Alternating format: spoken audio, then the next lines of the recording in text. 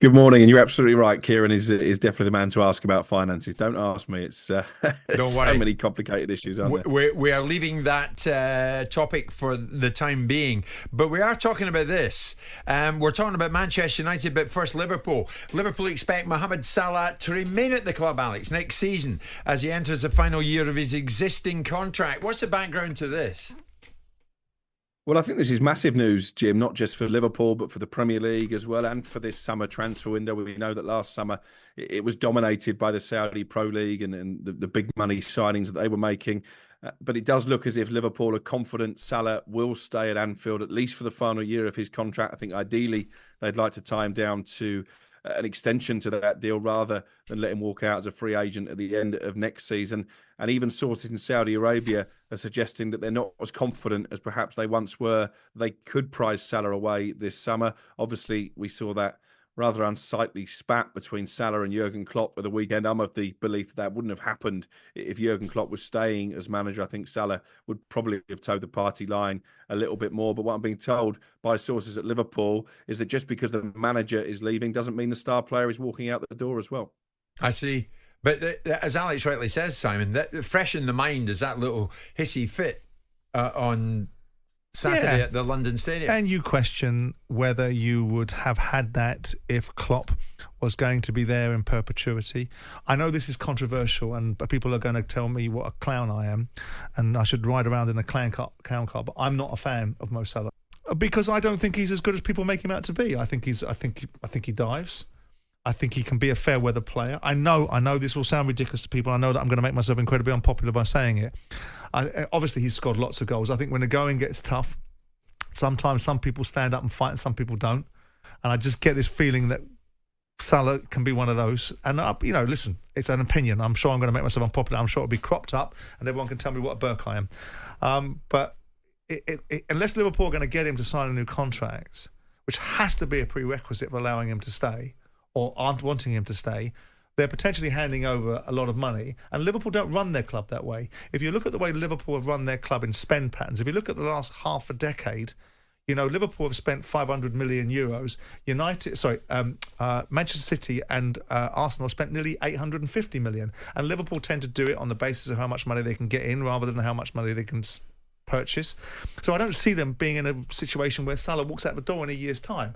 And I don't see Salah signing a longer-term contract with Liverpool because I think there's a huge opportunity for him in Saudi to be the first Muslim of superstar status to play in that league that ultimately relates to them. I know that there's a relationship between the Saudis and the Egyptians, which it doesn't make Egyptians the highest on the food chain in terms of the relationship ethically in those countries. But I still think that Salah, despite the protestation, if you want to sell him, you're hardly going to say he's up for sale on his last year of his contract, are you? Yeah, you haven't been the biggest fan of the Saudi Pro League, though.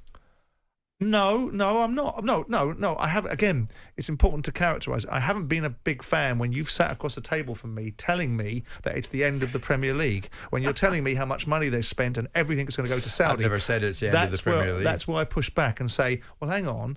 It isn't going to be the destruction. No, you need all to the put best players aren't context going on to that, go. Simon. You always talk about nuance and Absolutely. context. You spent the whole of last summer saying to me... The whole of last summer, during the transfer What window. a boring time that must have been. It was, actually. Yes. Repeating to me that this is the potential demise of the Premier League. Every single Premier League club Never said that. The demise of the Premier League. Never said that. All the best players are going to go there. Nuance. No, there is nuance. N-U... It is nuance. Like Barcelona were going to melt down, and Messi was going to leave that season. All of these are not facts; they're just supposition. And so the reasons why I turn around and push back against the Saudi League is because A, I don't think they were making commercial sense with what they were doing, and B, I don't see it as the challenge that others thought it was. Okay, thanks for that. You're welcome. And when it comes to fact, I remember the phrase "deader than a dead thing" from Deadland. But anyway, Indeed. Did that happen? Did the Saudis Indeed. take over Newcastle? I'm not sure. Alex, sorry about that. I'm fighting with the neighbour over the garden fence here. Manchester United, Alex, will consider selling Marcus Rashford if a substantial offer arrives and he tells the club that he wants to leave. What is your second guess as to the outcome of that?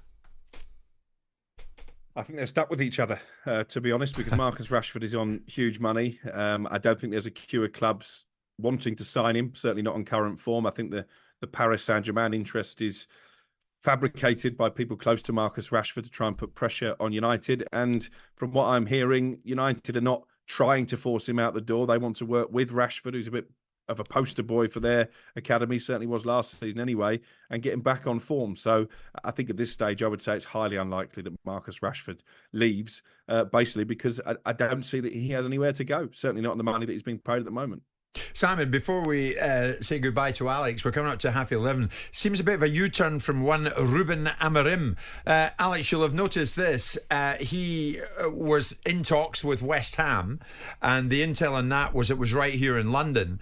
Amorim has kind of backtracked on it, saying that wasn't the best move on my part. He says travelling to London to meet with West Ham, he says it was a mistake. This is the Sporting Lisbon manager, of course, once linked with Liverpool. It was a mistake. The timing was completely wrong. I'm always asking my players to be respectful, and I wasn't, even if I informed the club before. I'm so sorry. I apologise to the fans, the club and the players. He made a mistake, Simon. He's manned up to it, but it seems naive with a capital N there, doesn't it? He's saying it's a mistake because he's been found out doing it.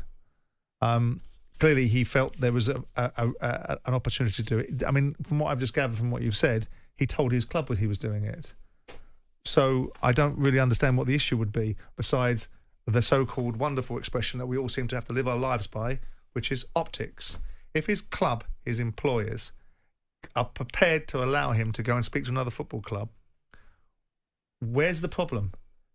If I was the club, I'd be saying, no, you can't. And if he subsequently did, I'd say, there's the problem.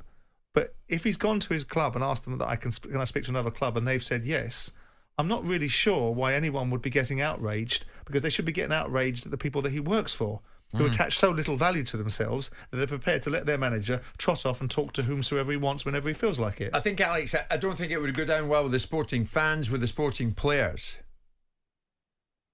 No, and I think this is someone who's come back with his tail between his legs, either because he's met with West Ham and realised that he doesn't want to go to that football club, or because he was using West Ham as a bit of a power play to try and coax Liverpool to revive their interest. My suspicion is that was the case, and he's realised the Liverpool job is not going to be his either. I think he'll probably stay at Sporting now, unless Chelsea decide to part company Mauricio Pochettino and they come calling. So I think this is just him trying to appease, as you say, the supporters.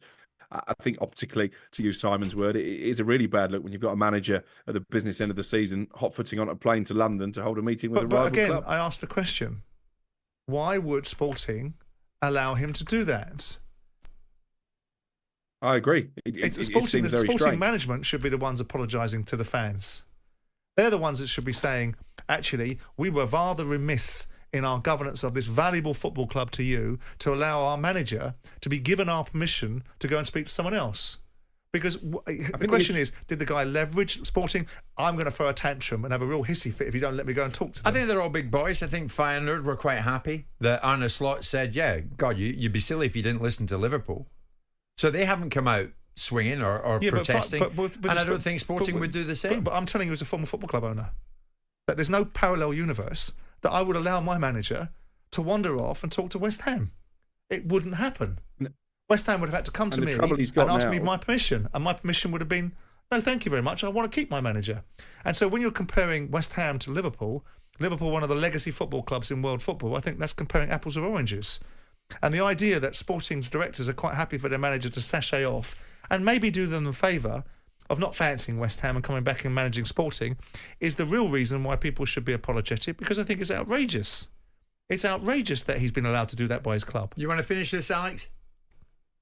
Well, I was just going to say, the issue he's got now is that the players in the dressing room know that he's had his head turned and he's looking for his next move. The supporters on the terraces will know that as well. And so too will the hierarchy. So this does only end one way eventually. And that will be that Ruben Amorim, when the opportunity arrives, leaves Sporting and becomes a Premier League manager. I think it's a question of when and not if now. Alex, thanks for that. Alex Crook with us live in the show. It's 11:30. On AM, on DAB, via the talkSPORT app and on your smart speaker. talkSPORT.